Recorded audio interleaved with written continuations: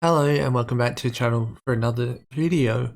Someone in my Discord had asked me recently if I was going to cover the Repzion and Maya drama, and I said no. Honestly, it doesn't interest me. I have no interest in talking about things like assault or abuse or dark topics as a whole.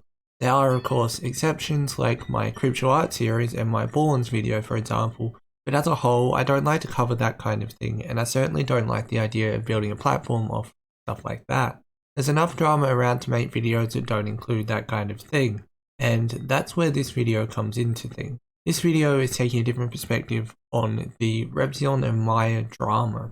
So let's talk about the false claims. These are on Maya's end, and they regard the taking down of the video that Repzion made. This video will not be talking about the drama surrounding the whole situation. Repzion's video will be linked below in the description if you want to watch it.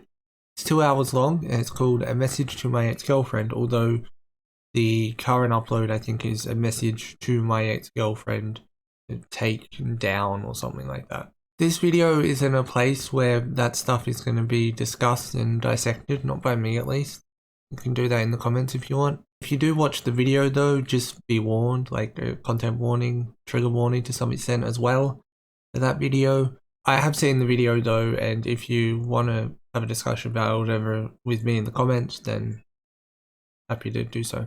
It's alleged that Maya said this, and in doing so admitted to false claims. Repzion posted this, and it is Chakra, and it says, "Tell him I don't care how many videos he uploads or how many big creators he has backing him. I know what he did to me and he's not gonna make money off it, so come at me, bitch. Also tell him to learn a new personality trait than being a victim. Also relay this message back to Dan if you want. I reached out to him to try and clear this up like actual adults, but since you want to be a chicken and a professional victim and upload videos about your ex-partners, I'm going to continue to file privacy issues over and over and over again until you leave me the fuck alone, you lunatic Greg 2.0. Greg 2.0 I assume is referring to Onision, who Repzion has covered in great extent, or to a great extent. Sorry, forgot how to English there for a second. So why is this bad? Well, there's a few reasons, but unfortunately in the scheme of things, which is probably fortunate for Maya in this case, is that filing false claims can get a channel terminated as it's part of the rules, like filing a copyright claim or copyright strike as well. You agree that you're filing it under the right circumstances. That's not a word for word, of course. And if you seem to be doing it in bad faith, you can get your channel terminated. I've had it happen to me, although my channel was reinstated. It was technically different. It was an appeal of a claim, but anyway, and also my appeal was seen to be in bad faith by YouTube, although it wasn't. So they reinstated my channel because they realized that. What's fortunate for Maya in this case is that she doesn't have a YouTube channel to lose, although she is very likely using a channel to view the video and therefore be able to file the complaint. She has a Twitch with 5 followers, but nothing can be done about that. It's a different website. And also, losing a Twitch with 5 followers over something like this wouldn't really affect her bottom line or anything like that. There are no repercussions for Maya in taking down the video or videos, even taking down a video like this as well. There's an appeal process of course, but that takes time, and by the time that is potentially reinstated, the video that was taken down falsely, all the heat you could be getting from the initial upload would potentially be gone. In this case, the heat that Maya could be getting from the video that Repzion uploaded could potentially be gone by the time the initial video was reinstated, if YouTube decide that it should be. Hello, editing me here. I actually initially just put in a bit here saying, oh, Repzion re-uploaded the video and it said this to YouTube.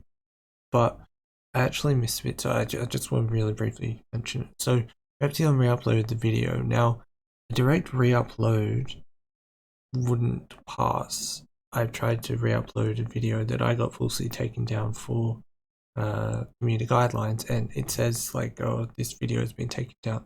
So what Repzion did, by the way, just to clear up any confusion, is as he says here, he'll be back up tomorrow, he'll blur more and additional audio, so then it's a different video.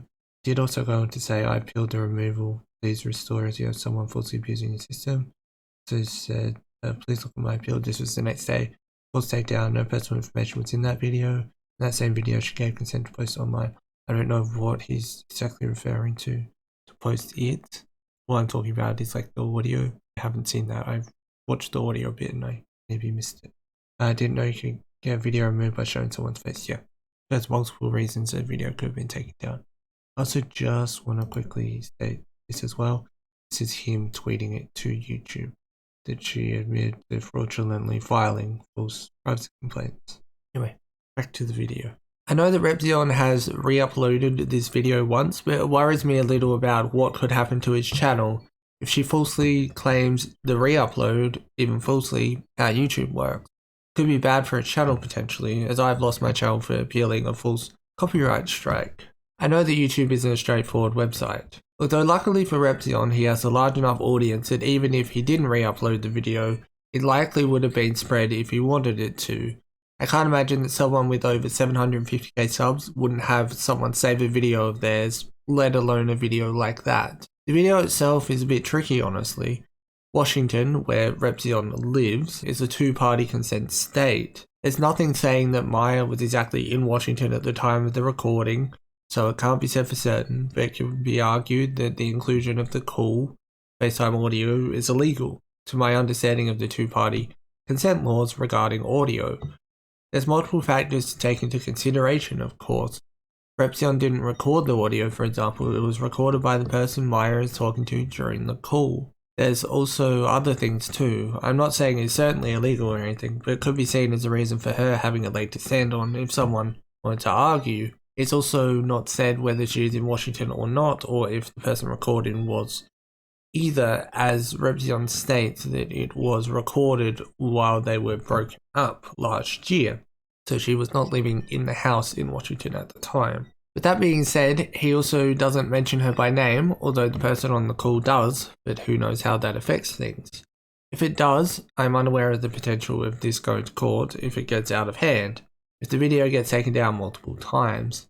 YouTube's own article regarding privacy complaints states, "We encourage you to let us know if videos or comments on the site violate your privacy or sense of safety, including if you're being recorded without your knowledge in a private or sensitive circumstances." And there's a chance that this was recorded without knowledge and was certainly in a private place.